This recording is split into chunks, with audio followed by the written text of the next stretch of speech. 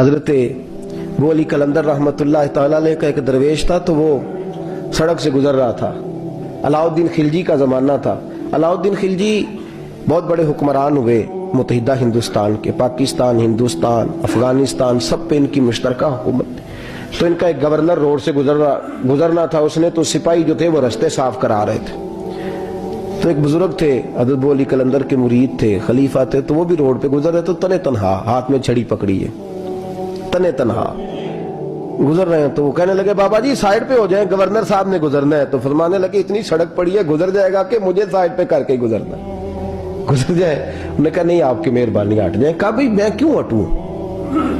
وجہ اس کی اتنا رستہ ہے، گزر جائے، میں بوڑھا آدمی ہوں، تم مجھے سائیڈ پہ کرو گے، پھر رستہ ڈھونڈتا پھروں گا۔ کہا بابا تیری مہربانی ہٹ جا، نگاہ فقر میں شان سکندری کیا ہے، اور خراج کی جو گدا ہو وہ کیسری کیا ہے۔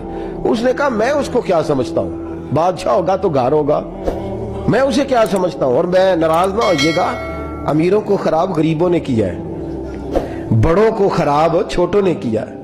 اگر ہم گاڑیوں کے آگے پیچھے بھاگنا چھوڑ دیں تو لیڈر سیانے ہو جائیں۔ یہ ہمارے نعرے تباہی کرتے ہیں، ہم نہیں سمجھتے کہ ہم کتنا نقصان کرتے ہیں۔ نگاہ فقر میں شان سکندری کیا ہے، خراج کی جو گدا ہو وہ کیسری۔ اقبال کہتے ہیں کہ وہ تو بڑے فقیر ہیں جن کو تم بادشاہ سمجھتے ہو، تمہارا ٹیکس نہ ملے تو ان کی حکومت نہیں چلتی، تو خراج کی جو گدا ہو وہ کیسری کیا۔ خیر، حضرت ابو علی قلندر رحمۃ اللہ علیہ کے وہ درویش جو تھے نا، وہ روڈ پہ کہا بابا جی ہٹ جائیں۔ کہنے لگے نہیں ہٹتا۔ انہوں نے بازو پکڑ کے نا بابا جی کو ذرا زور لگانا چاہا تو بابا جی نا آلتی پالتی مار کے، چوکڑی مار کے تو زمین پہ بیٹھ گئے۔ کہنے لگے جو اٹھایا جاتا ہوں تو اٹھا لو۔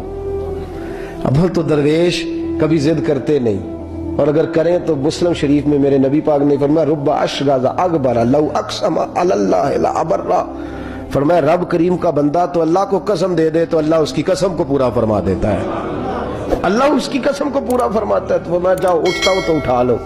بحث ہونے لگی، لوگ کٹھے ہو گئے، رش ہو گیا، تو اتنی دیر میں گورنر صاحب کی سواری بھی پہنچ گئی۔ تو گورنر صاحب کہنے لگے بابا اٹھتا کیوں نہیں؟ فرمانے لگے کیوں اٹھوں، اتنا رستہ ہے گزر جا۔ میں بابا اٹھ کیوں شور ڈالا ہوا ہے؟ کہنے لگے تو میرے نوکر کا نوکر ہو کے مجھے اٹھنے کا کہتا ہے، میرے نوکر کا۔ تو غصہ آیا تو اس نے بابا جی کو تھپڑ مار دیا۔ بابا جی اور ہنسے، کہنے لگے تجھے کہا تھا نا نوکر کا نوکر ہے، تو واقعی نوکر ہے۔ اس نے کہا میں تھپڑ مارتا ہوں، بابا ہنستا ہے۔ یہ زیادہ انسلٹ ہوتی ہے، آپ کر کے دیکھیں۔ آپ غصے کے جواب میں غصہ کریں تو سامنے والے کو کوئی سزا نہیں۔ آپ کبھی گالی کے جواب میں مسکرا دینا، یاد اب میں تیرے ساتھ بات کروں، تیرے ساتھ بحث کروں تو یہ زیادہ بڑی سزا، یاد رکھیے گا۔ ہم تو دشمن کو بھی پاکیزہ سزا دیتے ہیں، ہاتھ اٹھاتے نہیں، اسے اس کی نظروں سے گرا دیتے۔ جب تھپڑ مارا تو بابا جی ہنس پڑے، کہنے لگے تجھے کہا تھا نا تو غلام ہے، تو بھائی واقعی غلام ہے۔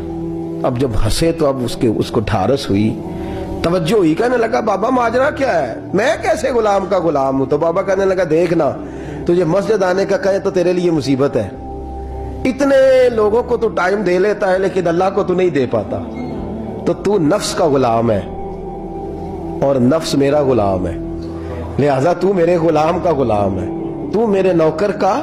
کہنے لگے یہ ساری نفس پرستی ہے، یہ جو تو نے دنیا داری اکٹھی کی ہوئی ہے نا، یہ جو تیرے نعرے لگ رہے ہیں اور تو سمجھتا ہے کہ یہ تو تنخواہ دیتا ہے، تیرے نعرے لگاتے ہیں، ذرا تنخواہ چھوڑ کے بات کر، پھر دیکھ تیرے کتنے نعرے لگتے ہیں۔ تو یہ ڈرتے ہیں تجھ سے، لوگ تیرے آگے پیچھے بھاگتے ہیں، ذرا اقتدار سے سائل ہو تو یہ پتہ لگے تیری قیمت کیا ہے۔